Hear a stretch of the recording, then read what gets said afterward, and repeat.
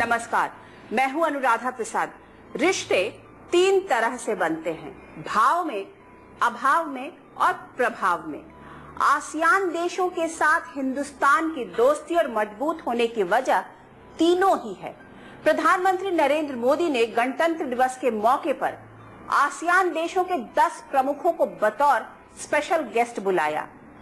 दिल्ली की हर छोटी बड़ी हलचल पर चीन की नजर बनी हुई थी। दरअसल प्रधानमंत्री मोदी ने जिन दोस्तों को बुलाया, उनमें से कुछ के गहरे रिश्ते चीन से भी हैं, कुछ की तनातनी भी बीजिंग से है। इनमें से ज्यादातर चीन की दादागिरी से भीतर खाने परेशान हैं। ऐसे में भारत ने आसियान के छोटे बड़े देशों के साथ मजबूती से खड़ा होने का भरोसा दिया है। सहयोग और कारोबारी रिश्तों को नई ऊंचाई पर ले जाने का फैसला किया है। इससे चीन की बौखलाहट बढ़ गई है।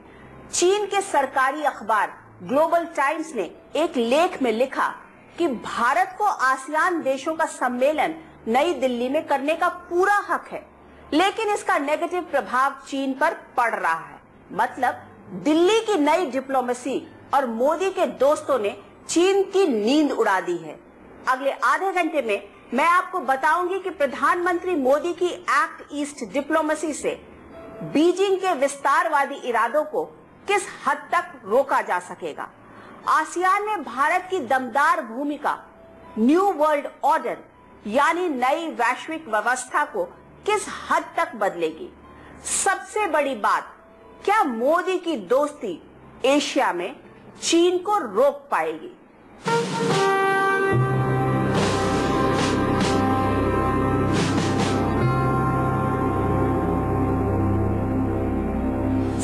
के दशक में अमेरिका और रूस के बीच शीत युद्ध चरम पर था। दुनिया के ज्यादातर देश अपनी सहूलियत के हिसाब से अपना खेमा चुन चुके थे। तब भारत जैसे कुछ देशों की विदेश नीति गुट निरपेक्षता की राह पर आगे बढ़ रही थी। आज की तारीख में एशिया में भी कमोबेश शीत युद्ध यानी कोल्ड वॉर जैसी स्थिति है। अमेरिका और रूस नहीं, बल्कि भारत और चीन के बीच एक और चीन की उग्र विस्तारवादी महत्वाकांक्षा है, तो दूसरी ओर भारत की सबको साथ लेकर चलने की नीति। ऐसे में एशियाई क्षेत्र में एक नए तरह का तनाव है, जिसमें चीन छोटे छोटे देशों को अपनी विस्तारवादी महत्वाकांक्षा के लिए मोहरे की तरह इस्तेमाल करने में जुटा हुआ है। ऐसे में प्रधानमंत्री मोदी ने चीन को रोकने के लिए आसियान के मंच पर खड़े देशों के एक साथ अपने रिश्तों को सुधारने में तेजी ला दिया है, जिससे चीन की बेचैनी बढ़ गई है।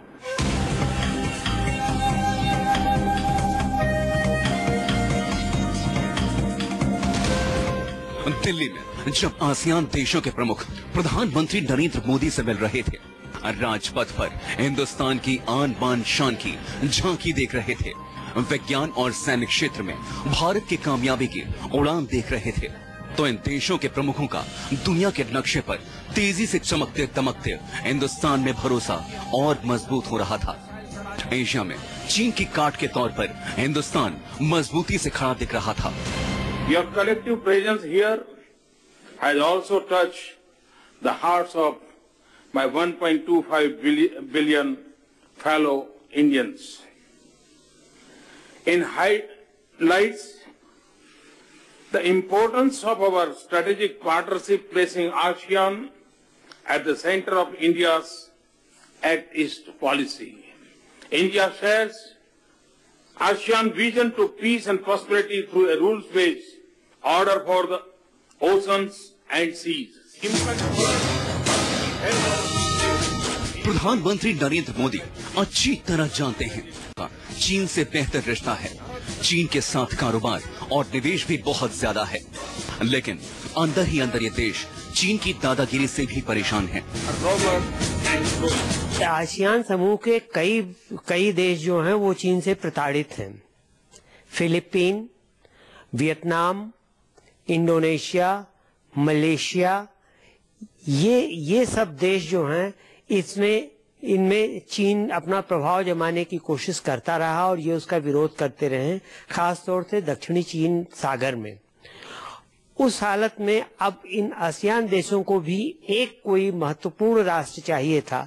ठीक है, अमेरिका उनकी ओर है, जापान है, लेकिन एशिया में उन्हें एक बड़ी ताकत का सहयोग चाहिए था, उनका समर्थन चाहिए था इससे लड़ने के लिए। और भारत से बढ़कर और बड़ी ताकत कौन हो सकता था चीन का सामना करने के लिए। पिछले साल चीन ने डोकलाम में आगे बढ़ने की कोशिश की, जिसे भारतीय फौज ने रोक दिया।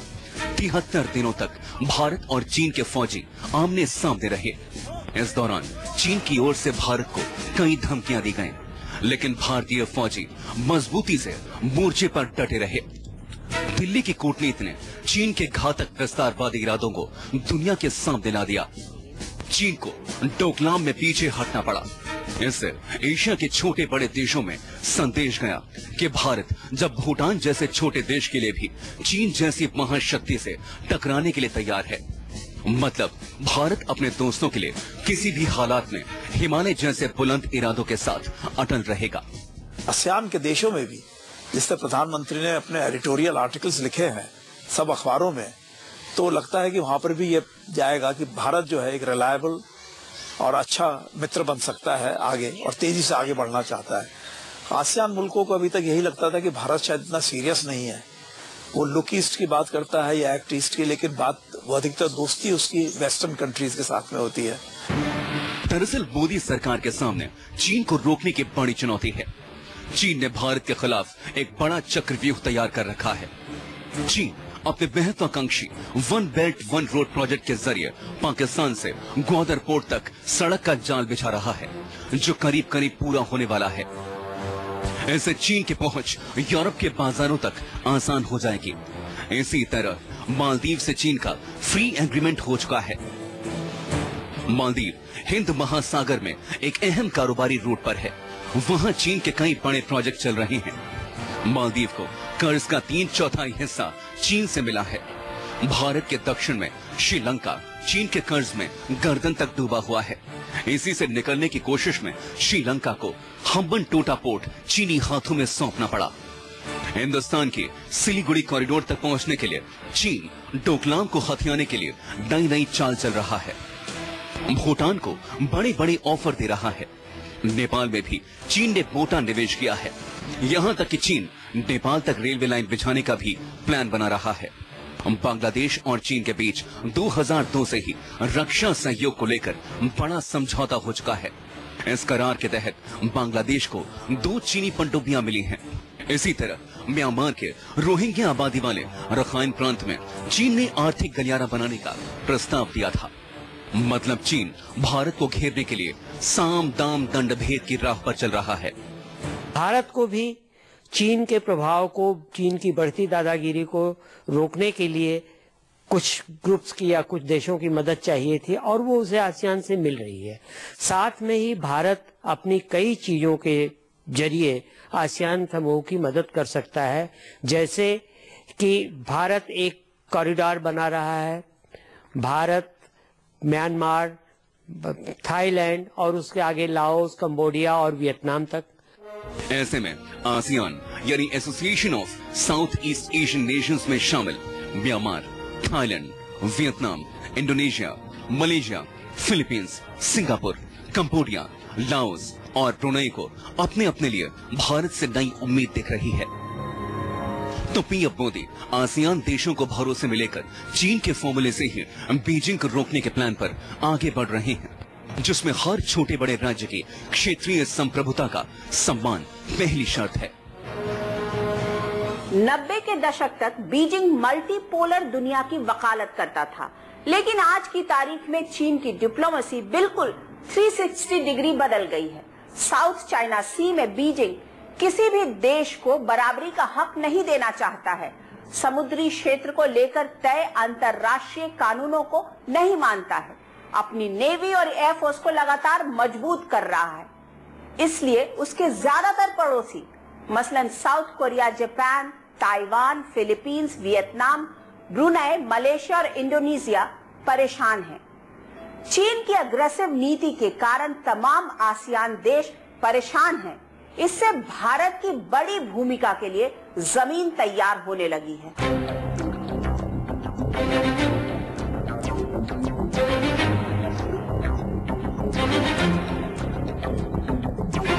चीन लगातार समंदर में अपनी ताकत बढ़ाने में लगा हुआ है। बीजिंग दक्षिणी चीन सागर पर कब्जा चाहता है। इस अहम कारोबारी रूट पर अपना अधिकार जताता है। बीजिंग ने दक्षिणी चीन सागर में उन देशों के निर्माण और गतिविधियों पर ऐतराज जताया है जिनकी सीमा दक्षिणी चीन सागर से लगती है। इसीलिए वियतनाम, फिलीपींस, मलेशिया और ब्रुनेई का दक्षिणी चीन सागर में बीजिंग के साथ समुद्री सीमा को लेकर अक्सर टकराव होता रहता है। ऐसी पहल की जा सकती है रक्षा के क्षेत्र में कि मैरीटाइम सिक्योरिटी के लिए, और जो भारत ने अपने उपकरण बनाने की, डिफेंस इक्विपमेंट बनाने की जो उन्होंने पहल की है, जैसे तेजस हमारा फाइटर एयरक्राफ्ट है, या कहीं और भी हमने जो आर्मामेंट बनाए हैं, तो वो हम शेयर कर सकते हैं।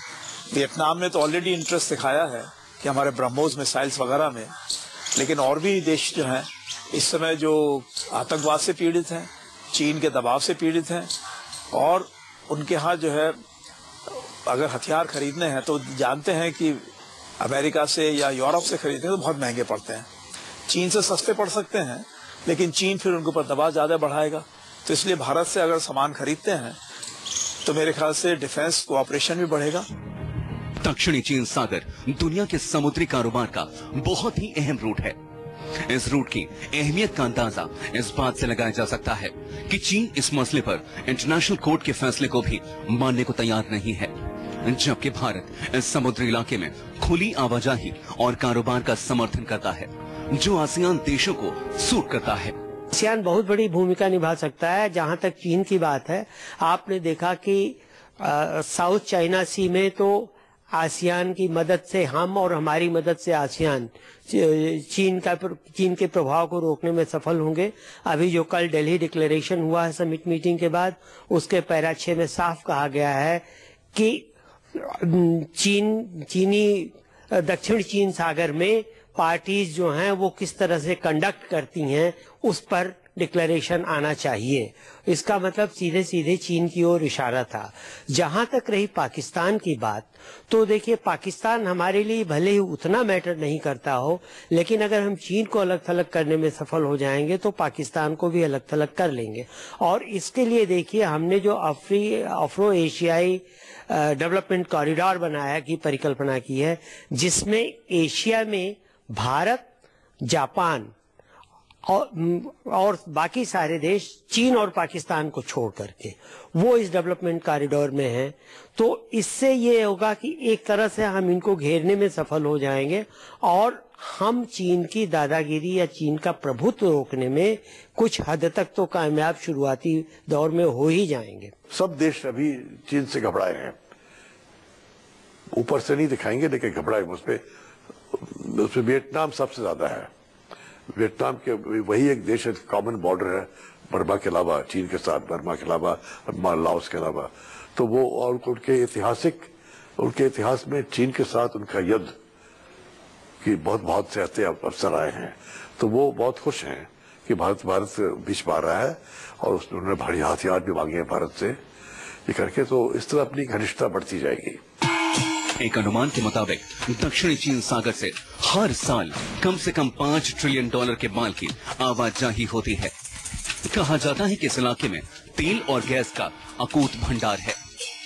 यूएस डिपार्टमेंट ऑफ एनर्जी के अनुमान के मुताबिक यहाँ 11 बिलियन बैरल्स ऑयल और 190 ट्रिलियन क्यूबिक फीट प्राकृतिक गैस है। इसे चीन किसी भी कीमत पर अपने हाथ से खिसकने नहीं देना चाहता।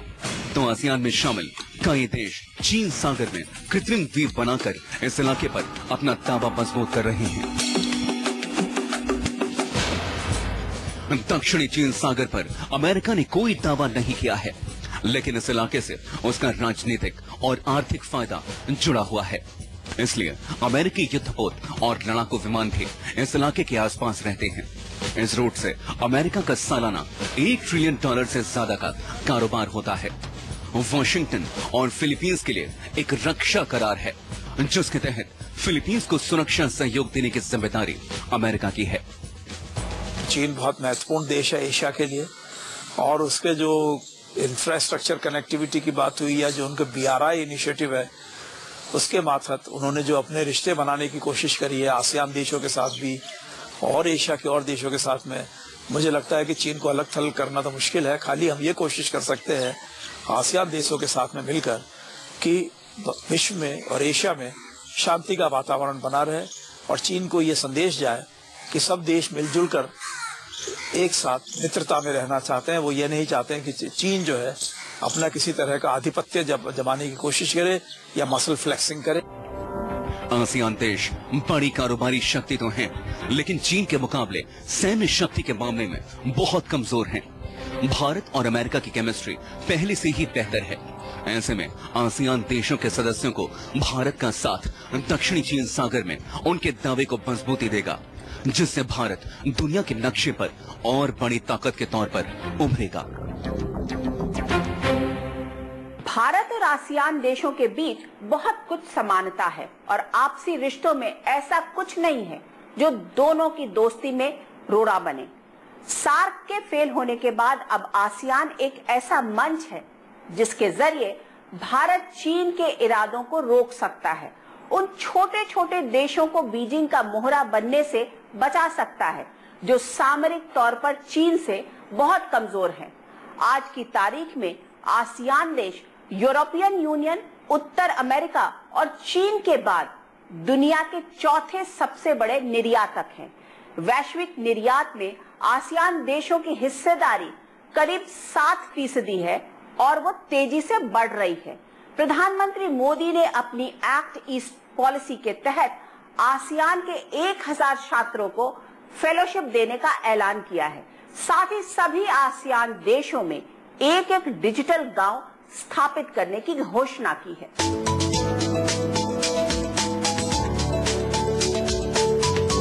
भारत और आसियान देशों के बीच कारोबारी रिश्ते तेजी से मजबूत हो रहे हैं। आसियान देशों की कुल आबादी करीब 64 करोड़ है, जो भारत की आबादी की आधी है, जबकि इन देशों के जीडीपी हिंदुस्तान से करीब 33% ज्यादा है।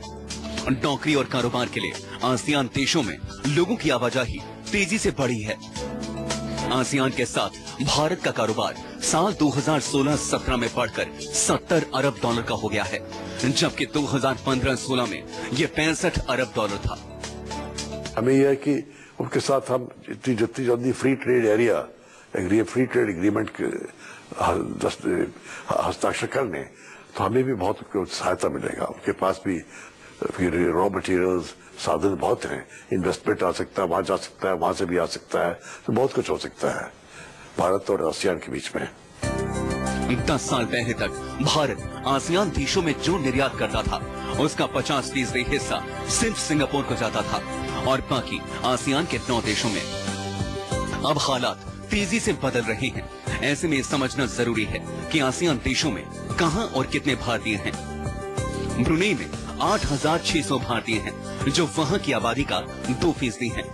कंबोडिया में करीब 1,500 भारतीय हैं, तो इंडोनेशिया में करीब 1.25 लाख, मलेशिया में करीब 24 लाख भारतीय रह रहे हैं, जो वहां की आबादी के 8% से ज्यादा हैं। म्यांमार में भी 11 लाख भारतीय हैं। फिलीपींस में 1.5 लाख, तो सिंगापुर में 3.5 लाख। मतलब सिंगापुर की आबादी में 9% से ज्यादा भारतीय हैं। थाईलैंड में 65,000, तो लाओस और वियतनाम में सैकड़ों भारतीय रह रहे हैं।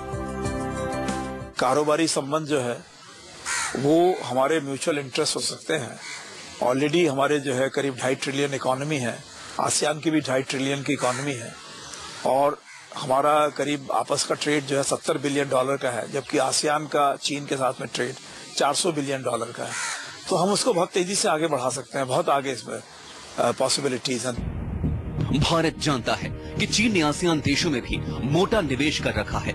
ऐसे में भारत आसियान देशों से जुड़ने वाली अपनी परियोजनाओं पर तेजी से म्यांमार होते हुए बैंकॉक तक सड़क परियोजना और म्यांमार के सितवे पोर्ट को कोलकाता पोर्ट से जोड़ने का काम 2019 तक पूरा होने की उम्मीद है।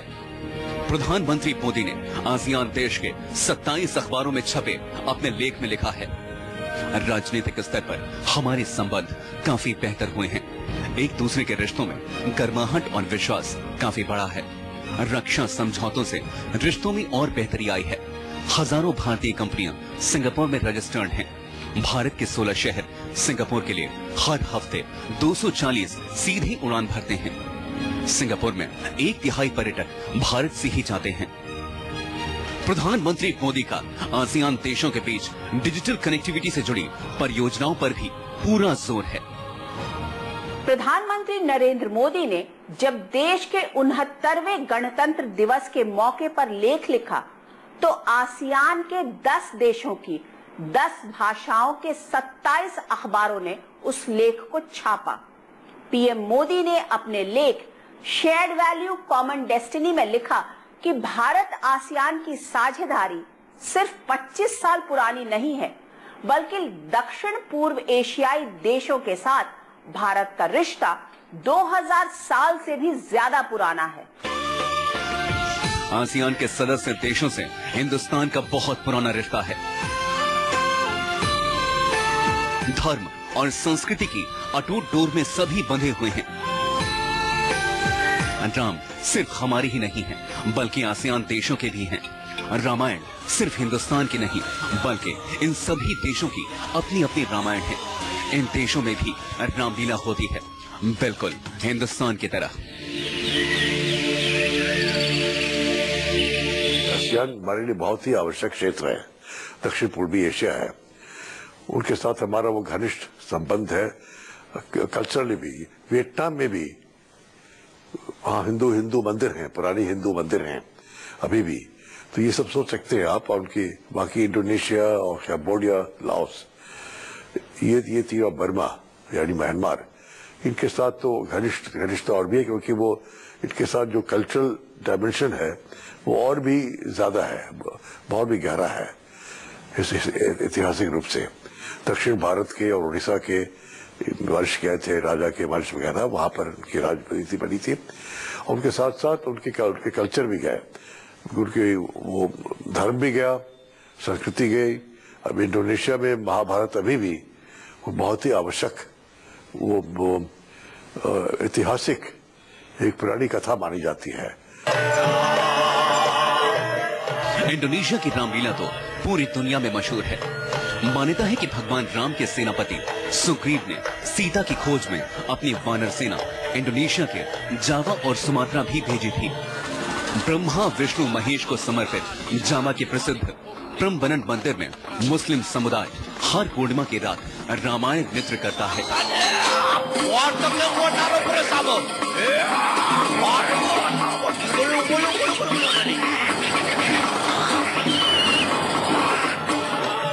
इसी तरह मलेशिया के साहित्य पर भी रामायण और महाभारत की छाप साफ साफ दिखती है। तो ब्रुनई पर कभी हिंदू और बौद्ध शासकों की हुकूमत हुआ करती थी। कंबोडिया का अंकोर वाट मंदिर पूरी दुनिया में मशहूर है। इसी तरह लाओस, थाईलैंड, वियतनाम, फिलीपींस और म्यांमार भी हिंदुस्तान के साथ धर्म और संस्कृति के मजबूत डोर से बंधे हुए हैं।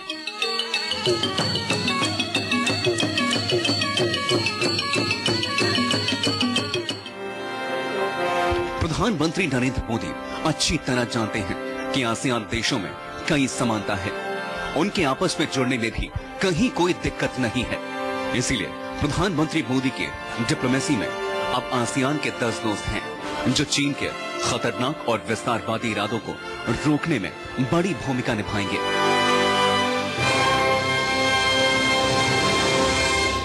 नरसिम्हा राव के जमाने में शुरू हुई भारत की लुक ईस्ट पॉलिसी मोदी के दौर में एक्ट ईस्ट पॉलिसी में बदल गई है।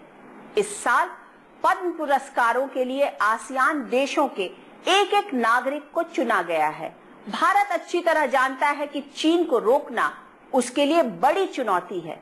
ऐसे में भारत को पहले से ही अमेरिका का सहयोग मिल रहा है और आसियान में भारत की दमदार भूमिका से एशियाई क्षेत्र में चीन की दादागिरी पर रोक लगनी तय मानी जा रही है। शायद इसलिए पीएम मोदी ने अपने लेख में लिखा कि भारत हमेशा सूर्योदय और उम्मीद के लिए पूरब की ओर ही देखता है। आज इस एपिसोड में इतना ही। हम फिर मिलेंगे, तब तक के लिए नमस्कार।